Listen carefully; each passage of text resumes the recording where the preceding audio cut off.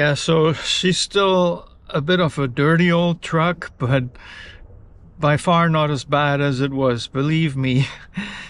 Hello and welcome. My name is George Schlackheck, and I'm making this video because today is the anniversary of a tragic event in my world.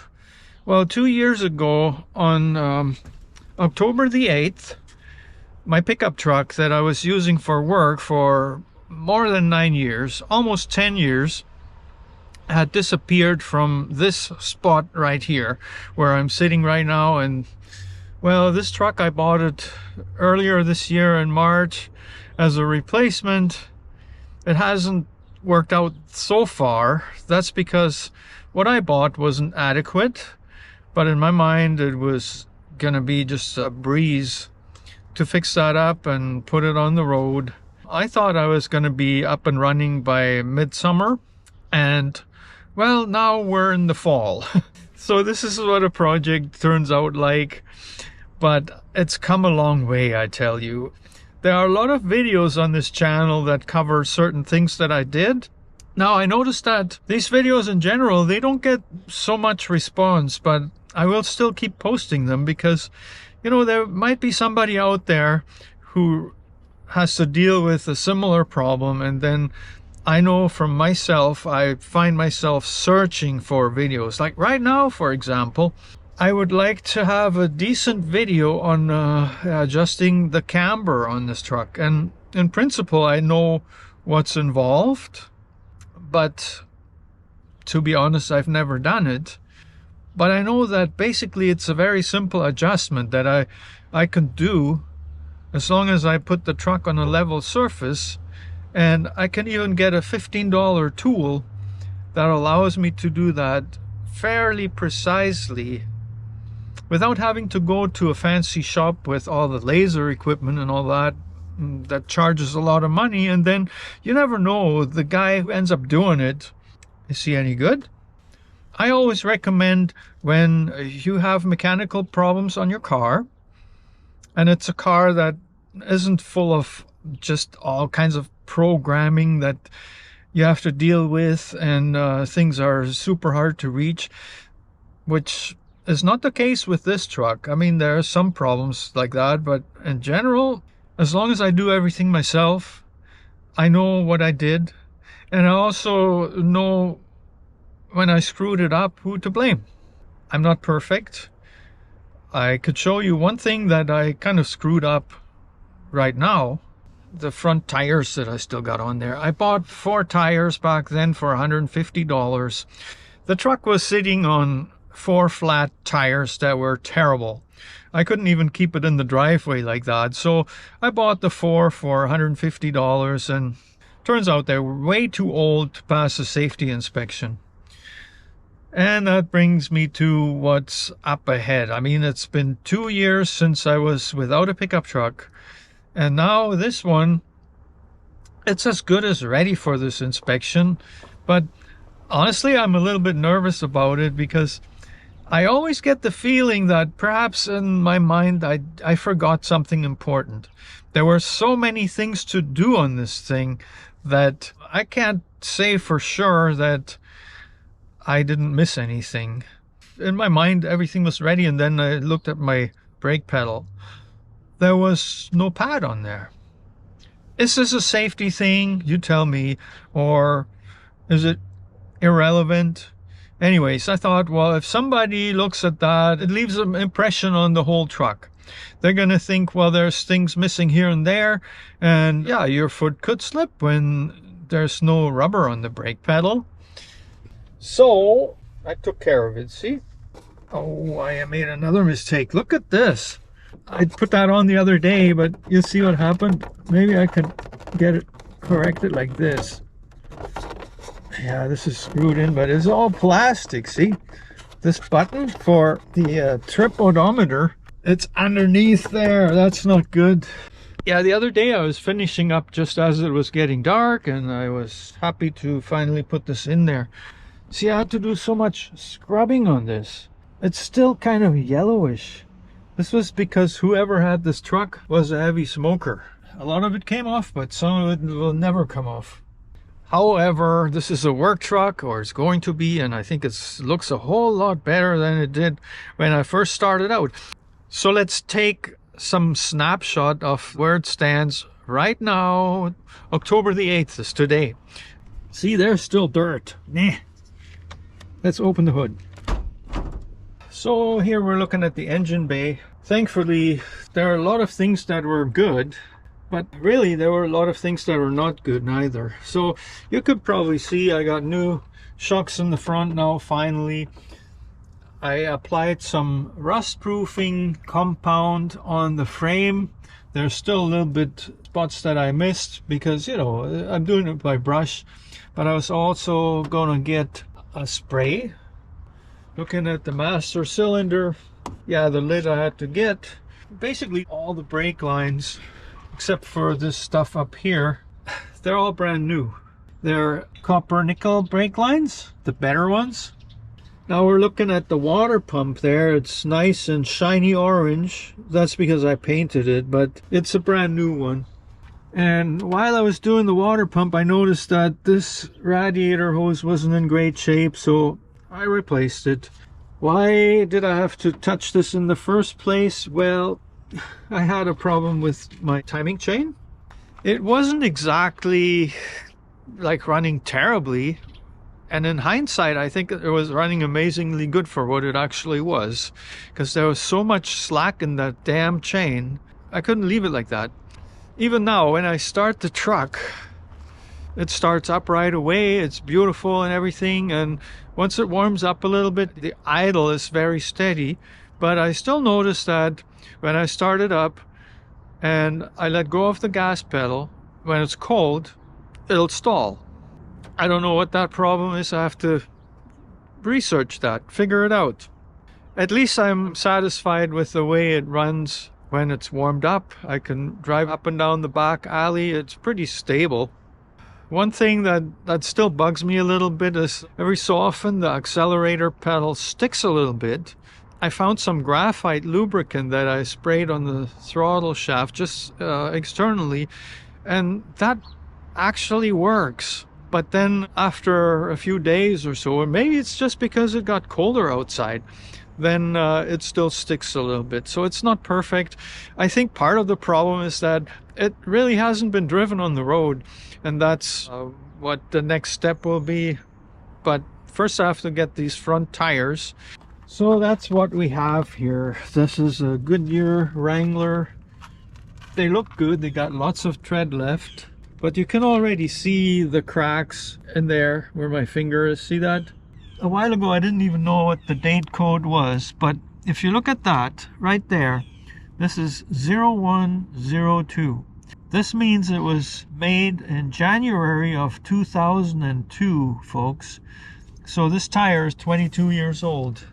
Yeah, why did I buy it? Because I didn't really know where to find the date code when I bought the tires. I've been out of this kind of thing for quite a long time, and you know, when you have a vehicle that you're maintaining and you wear out your tires, well, you just get new tires because you know that you get the full value out of them, like whatever it may be. You know, it could be 6 or 7 years. For some people it's only 2 years, but you get a certain mileage out of them. Now when you're rebuilding a whole truck and you're trying to save money like I did, you make mistakes, and this is one of them. You know, I could have saved money if I would have just bought something better. In the back I also bought used tires, but I didn't pay much for them, and they're a lot newer. They're actually really nice tires. Probably gonna have to spend $300 or so on 2 new front tires, and this is low-end ones. I'm okay with that. There's still body work to do on it. See, when I first put the panel in here, I didn't fix this down here right away.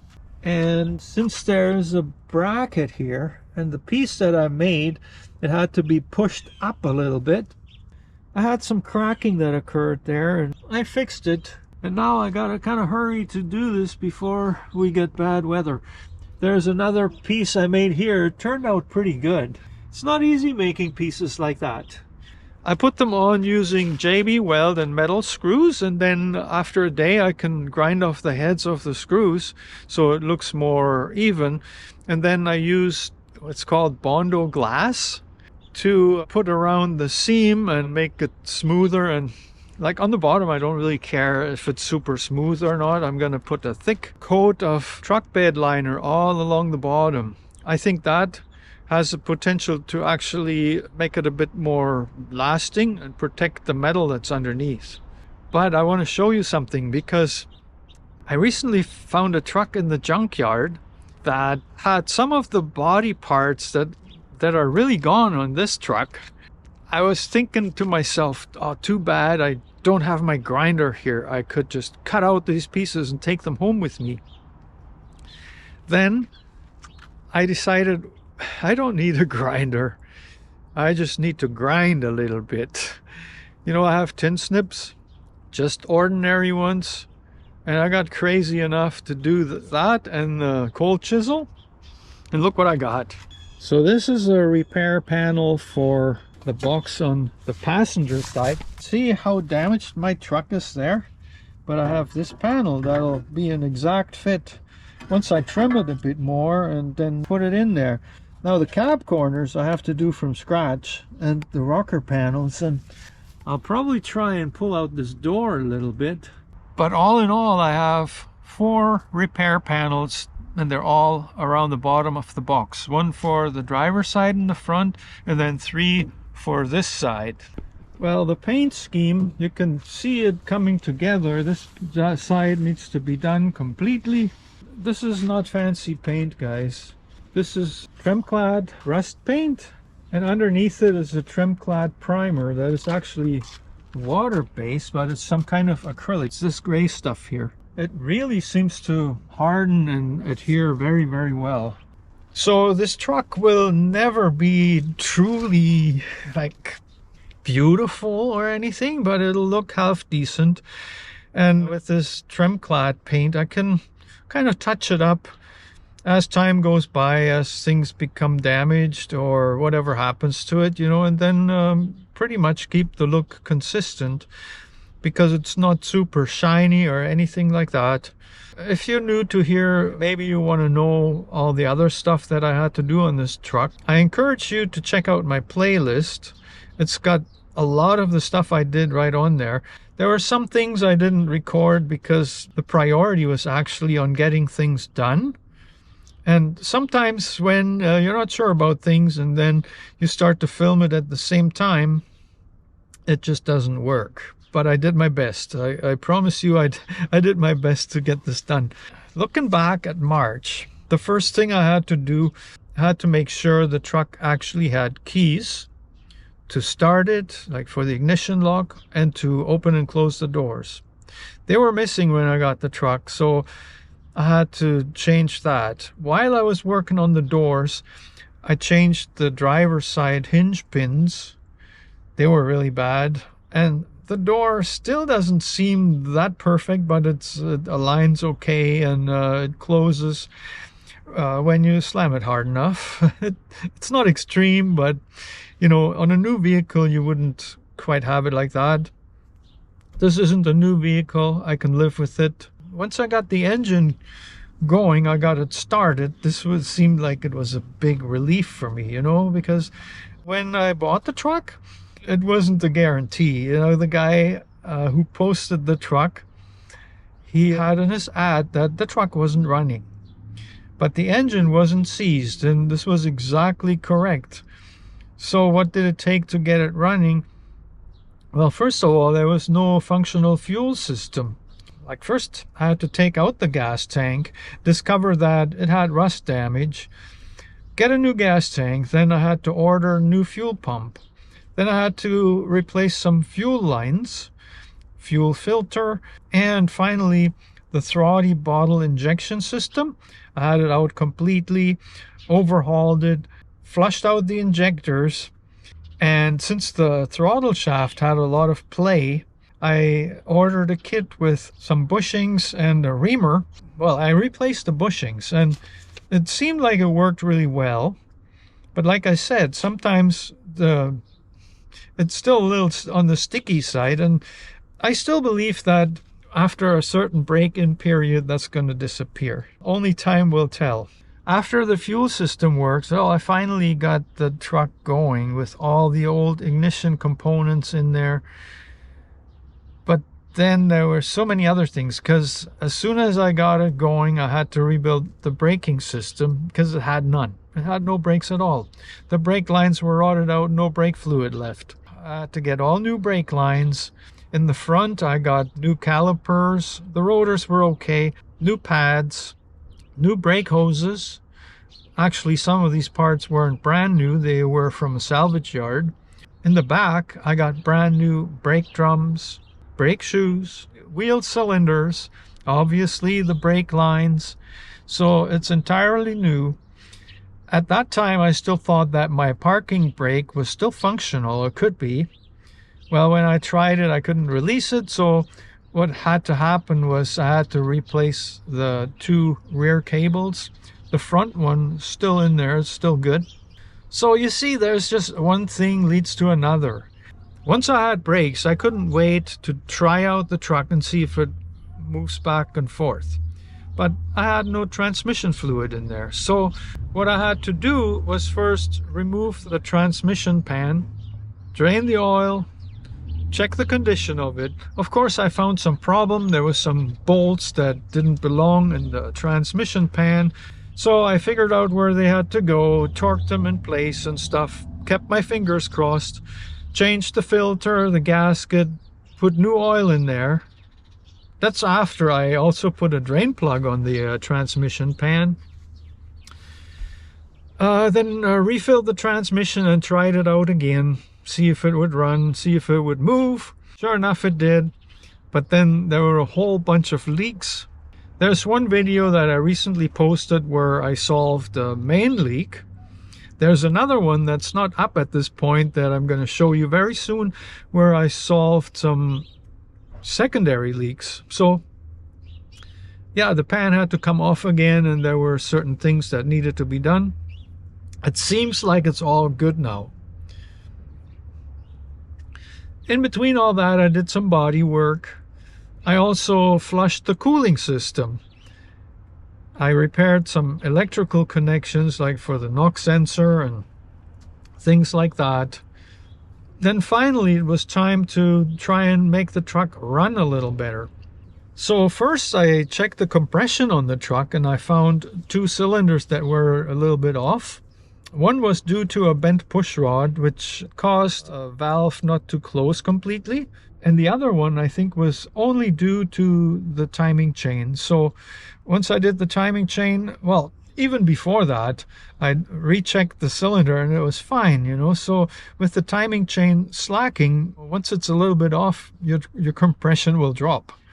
There's still a chance that the distributor has a little bit too much wear in it, but I think it's good for now. I mean, and I already put a new coil in there. I put new wires, new spark plugs, new rotor, new distributor cap. So it's almost time to go and get insurance on this truck and plate and see what's required, you know, like just get it on the road and start using it.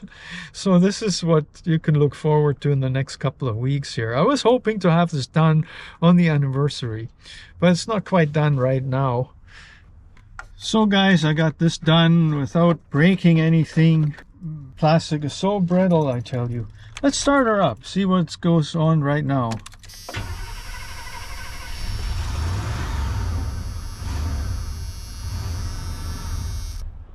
See, as I told you, she wants to stall. It's cold. Let's try again.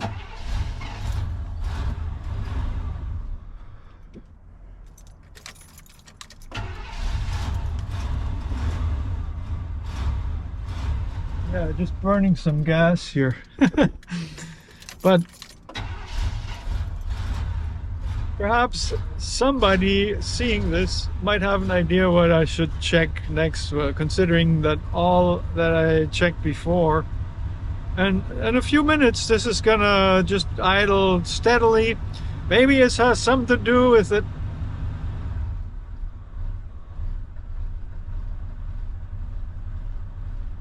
See, now it's idling, but it's really low and it takes a few minutes for it to normalize.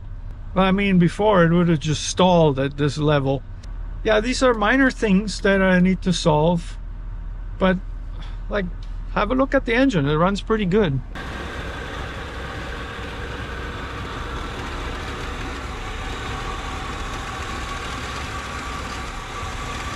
It's a whole lot better than it was before. And it's probably a whole lot better than this car that's actually being driven that just passed by here. Let's shut her off. So the next steps here in the next couple of days, I'm already searching for tires online. Probably have to get 2 new ones. The cheapest ones I could find here in Edmonton, they're about 140. Sometimes you see them for 130 something, but by the time you add the taxes. And then I have found certain used tires, but I become way more careful about that. When I see used tires and it says plenty of tread left, the first thing I ask people is, have you seen the date code on there? I need to know exactly when those tires were made. To pass a safety inspection, I think they have to be very good tires. And it's not just about the inspection, it's also about using the truck, avoiding breakdowns. I mean, there's probably already more potential for breakdowns than if you were to buy a newer vehicle, but I want to try to keep that to a minimum. So this is where my truck project stands right now. Let me know if I missed anything that you'd like to know. We can talk about it. If you're new here, I encourage you to check out more on my channel because there's a lot about this truck. And I also fix bicycles. I ride bicycles. I talk about life. It's an interesting channel. So, you know, pass it on. And I'll see you in the next video.